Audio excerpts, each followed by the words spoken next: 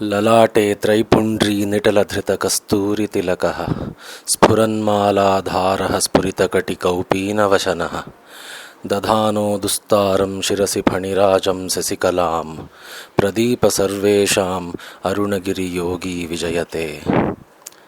This shloka is about Arunachaleshwara.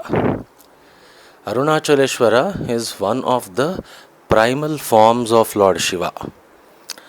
What do you mean by Arunachala? It is split into two words, Aruna plus Achala. Aruna is two meanings. Aruna means the color red, or that kind of a red, orangish red, when the sun is just rising. That is Aruna. It also can be interpreted as Aruna.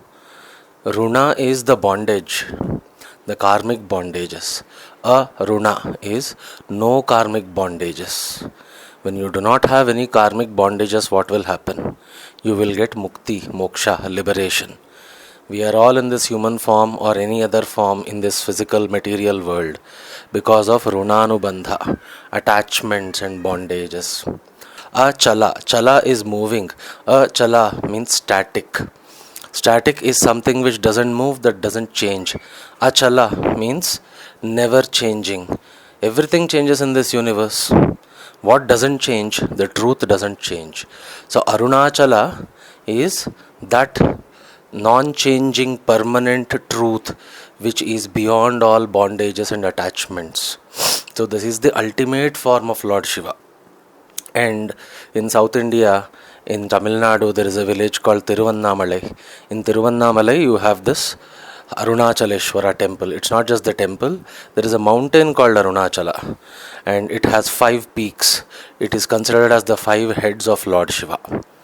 Now, this Arunachaleshwara is considered the god, the deity to whom the true yogis give their prayers. Now everyone chooses a particular god, right? Everyone chooses a particular deity to worship.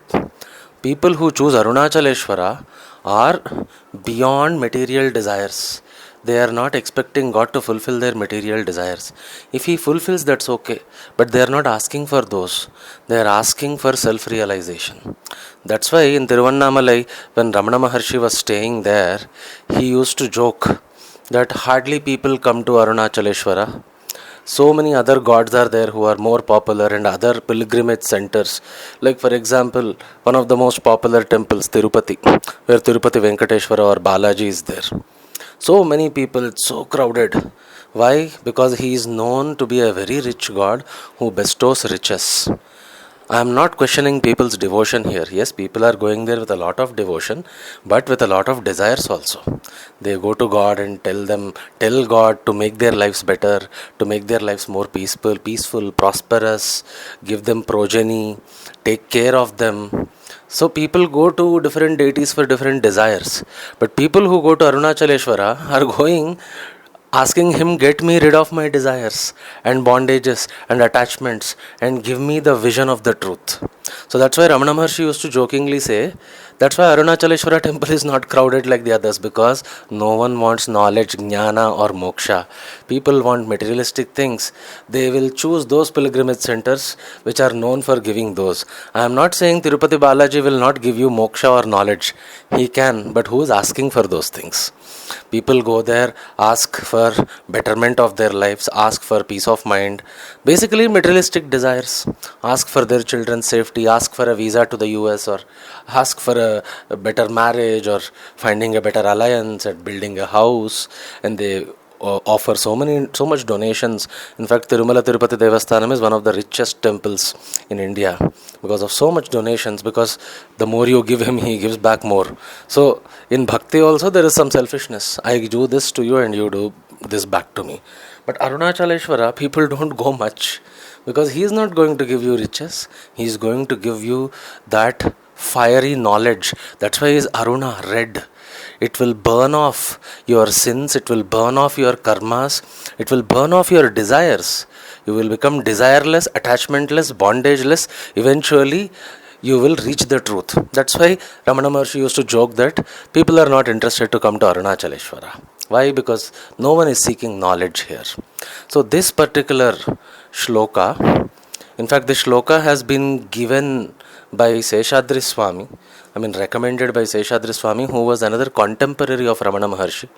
In fact, he is as well revered as Ramana Maharshi, but he was an eccentric saint. People used to consider him a madman. So he used to behave in such a way, not taking bath for days and months, not eating food sometimes for weeks, sometimes eating 10 persons meals in one shot, and sometimes beating up people, sometimes being violent, sometimes being childish, playing games. People used to think he is mad, and some people even used to complain about him to Ramana Maharshi that Seshadri Swami is a madman, and Ramana Maharshi used to respond that he is not mad, he is only acting madness, he is actually a self-realized person. So Seshadri Swami to one of his disciples actually told this shloka, not that he composed it, but he told the shloka and said that keep reciting that shloka, eventually you will reach the truth. So the shloka, as I recited, the first line goes, Lalate Traipundri Nitaladhrita Kasturi Tilakaha. In fact, this mantra is also called the Guru mantra. You worship your Guru. Then who is the ultimate Guru? Gurus. Who is the ultimate Guru? Ultimate Guru is Shiva, who is in the form of a yogi. And that yogi's name is Aruna Yogi. Aruna is again same, the fiery truth he is. So it is describing that form of Lord Shiva. Lalate means forehead. Traipundri is the 3 lines of vibhuti on the forehead. So they are describing that yogi form of Shiva. Okay. On the forehead he has 3 lines of ashes. Vibhuti is ash. What is it representing? Nothingness. That everything eventually one day will turn into ashes. So he's bearing 3 lines of ashes on his head. Why 3 lines? Why not 4 or 10?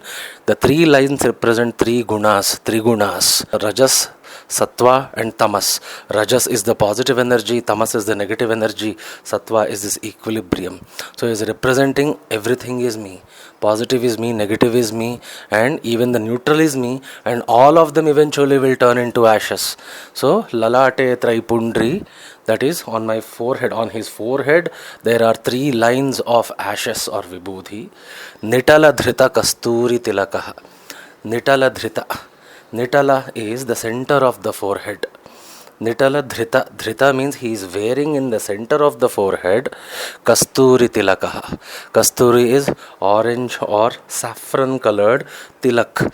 Tilak is vermilion or kumkum. He is wearing a tilaka or a straight line which is representing the third eye. So eventually it is symbolic that when your third eye opens, or in a way saying that when you attain that jnana, the ultimate knowledge which you cannot see with 2 eyes. Their physical eyes are not fit enough to see the ultimate truth, and hence the third eye has to open. And Shiva in that yogi form is represented with a third eye as a tilaka, Kasturi Tilaka, that is saffron long tilak representing the third eye. In a way it is symbolic that when the third eye opens, Rajas, Tamas, Sattva, all 3 gunas turn into ash, nothingness, because you are beyond the Triguna now. You are beyond the qualities of this material existence, because you are the ultimate truth now. Lalate Traipundri Netaladhrita Kasturi Tilakaha. That is the first line. Spuranmala Dharaha Spurita Katikaupina Vashanaha. Spuranmala. What is Spuranmala? Mala is a garland. Spuranmala is a shining garland. What is this shining garland? Is it gold? Is it silver? No. It is the Rudraksha Mala, which saints and yogis wear. So Shiva in this Arunagiri yogi form is wearing a shiny Rudraksha Mala or a garland of Rudrakshas. What is a Rudraksha? It is a fruit of a tree. When it becomes dried, it becomes Rudraksha. The legend says that Aksha is basically your tears. It says that these are the tears of Lord Shiva which fell into the earth and became Rudraksha seeds, and Rudraksha plants began. So in Hinduism, Rudraksha is considered very sacred, and it is considered a representation of Shiva. So Spuranmala Dharaha. Dharaha means he is wearing. What? Spuranmala. Shining necklace or a garland made up of what? He is a sannyasi. It's not gold, it's not silver. They are shining rudrakshas. Spuranmala Dharaha. Spuritakati Kaupina Vashanaha. Kaupina means a loin cloth just to cover your genitals, because he is a yogi. He doesn't wear clothes because he is Digambara. What is Digambara? Dik plus Ambara. Ambara is clothes. Dik means directions. The 8 directions. Where are these 8 directions coming from? 8 directions basically symbolize in a 3D space everything around you. He doesn't need clothes. This whole universe is his cloth. All the 8 directions are his clothes. So that is what is Digambara. Spuranmala Dhara Spurita Kati Kaupina Vashana. Kati means he is tying at his waist only one small loin cloth, but Spurita Kati. Spurita means shining loin cloth. A very clean, white colored, shining loin cloth, just enough to barely cover genitals. That's it. He doesn't care about anything else. Whether it is winter, whether it is summer, scorching heat, whatever it is, freezing cold, doesn't matter. In fact, I have seen, maybe probably you have seen, I have seen gurus, great gurus, who all round the year do not wear anything except for a loin cloth. I have even seen some Digambara sadhus who don't wear anything. How much ever cold it is, how much ever hot it is, they have risen beyond this body. Do they feel pain? They may not, doesn't matter. They don't associate themselves anymore with this body. They don't care. So Spuranmala Dhara Spurita Kati Kaupina Vashanaha. So he is wearing on his waist just one loin cloth, shiny, white, pure loin cloth, and in his neck a shiny Rudraksha mala. So the first 2 lines again. Lalate Traipundri Nitaladhrita Kasturi Tilakaha Spuranmala Dharaha Spurita Kati Kaupina Vashanaha. Third line. Dadhano Dustaram Shirasi Phanirajam Sasikalam. Dadhano Dustaram. Now what is Dadhano Dustaram? Dadhano Dustaram means he is wearing what? Dustaram, extremely dangerous. Dustaram is invincible. No one can beat it. What is he wearing? Dadhano Dustaram Shirasi, on his head. Shirasi Phanirajam. Phanirajam is the lord of the snakes. Correct? Nagaraja, the lord of the snakes. Now what is the snake here? Literally you can think about the Nagaraja. Okay, Nagaraja in this context is Vasuki. From Vaishnavism side, Nagaraja is Anantasesha. So Anantasesha became devotee of Vishnu. Vasuki became the devotee of Shiva. So the snake which you see in the head of the Shiva, in the neck of the Shiva, that is Vasuki, Nagaraja. He is the king of the Nagas. Literally is this. Another interpretation from Tattva point of view, or the essence, is that every snake represents time, coils of time. So he has time under his control. That's why Shiva is also known as Mahakal.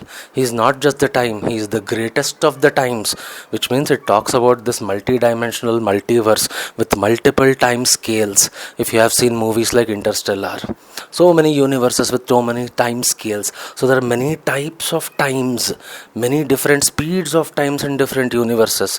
Maybe each of them can be represented as one of these snakes or the Nagas.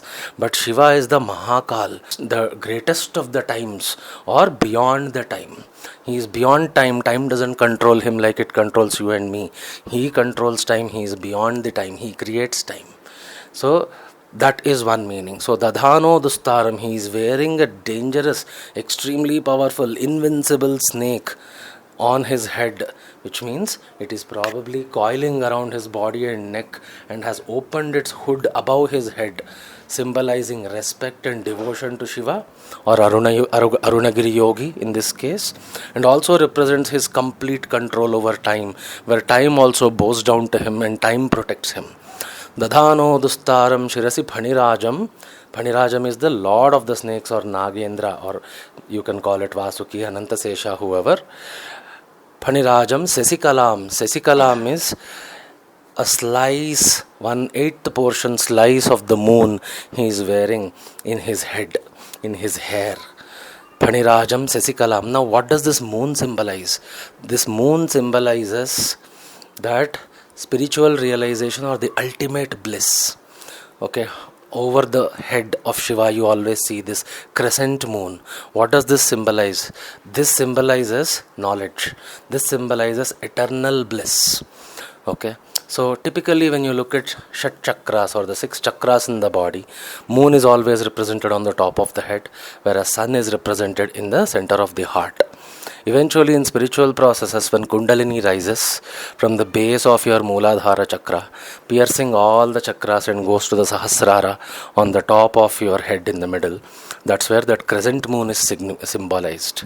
Because the energy, as Ramana Maharshi also says, the truth is in your heart, which is blazing like the sun. What you can see is only the reflection on the top of the head as a moon, which symbolizes spiritual realization. So, in this form of Arunagiri Yogi, Shiva is depicted as spiritually realized. Of course, he is spiritually realized. That's why in every form of Shiva, you see that crescent moon on the head. Because as humans, we cannot see the blazing fire in his heart. We can only see the eternal bliss on his head. That too, we cannot see the complete bliss. It's not a full moon on his head. It's only one small piece of the moon, the crescent moon, which we are able to see. Because we are not spiritually realized, right? We do not have the authority. We do not have the ability to see that complete moon, full moon on his head. We are able to perceive only a small part of it. So, Dadhano dustaram shirasi phanirajam sesikalam. In the final line, Pradeepa sarvesham arunagiri yogi vijayate. Pradeepa. Deepa is light. Pradeepa is the self-effulgent light. You don't light this light with a candle or a matchstick. This light lights up the whole universe. It is that light which no one lights up. It is self-effulgent. Pradeepa. From itself it is coming. From where is this light coming? Like the moon's light is coming from the sun. Where is the sun's light coming? From itself. Correct? Self-effulgent light. Pradeepa sarvesham. Sarvesham means you are the light which manifests into everything that we see. You are able to see a bed in front of you, a table in front of you, a human in front of you. All of this, every manifestation is just a speck of light which is coming from that effulgent light. Pradeepa sarvesham, you are the one who is lighting up the whole universe. Not literally just lighting up, creating. The whole universe is coming into existence because of your light. You are that light, light of the lights. Pradeepa sarvesham Arunagiri. Arunagiri is that mountain. Giri is the mountain. Arunagiri is the mountain which you see in Arunachala. That is Tiruvannamalai, the mountain. Arunagiri Yogi. So, you are that yogi of Arunagiri. Arunagiri Yogi Vijayate. Vijayate means always the victory is yours. Obviously, always the victory is all about the truth. Only truth wins. You might say, no, bad people win sometimes. Yeah, this is all sometimes. This is like a stock market graph going up and down, but eventually it goes up only. In the last how many ever years, you can see markets go up. Like that, maybe there will be small falls. Truth sometimes might get rejected, dejected, but eventually truth wins. Correct? So, what does it signify? Arunagiri Yogi Vijayate. So, we are describing that form of Shiva who is ever victorious. Why? Because he is the eternal truth. He is the ultimate reality. So, this 4-lined stanza is often given by gurus to their disciples and in their Guru Pooja, because when you are initiated by a guru, before even worshipping any god, you first worship your guru, because guru is the one who introduced you to God in first place. You would never have realized God if not for the guru. So first you pray to the guru. And who is your guru? You need to have that belief in your guru that he himself is Shiva. Correct? He himself is the Adi Guru, the primordial Guru, the first Guru. So you are praying to that Guru, that Lord Shiva, who is the Guru of every Guru. So, again, just to repeat the stanza, Lalate Traipundri Nitaladhrata Kasturi Tilakaha Spuranmala Dharaha Spurita Kati Kaupina Vashanaha Dadhano Dustaram Shirasi Bhanirajam Sasikalam Pradeepa Sarvesham Arunagiri Yogi Vijayate. Thank you guys. See you again in the next video. Bye bye.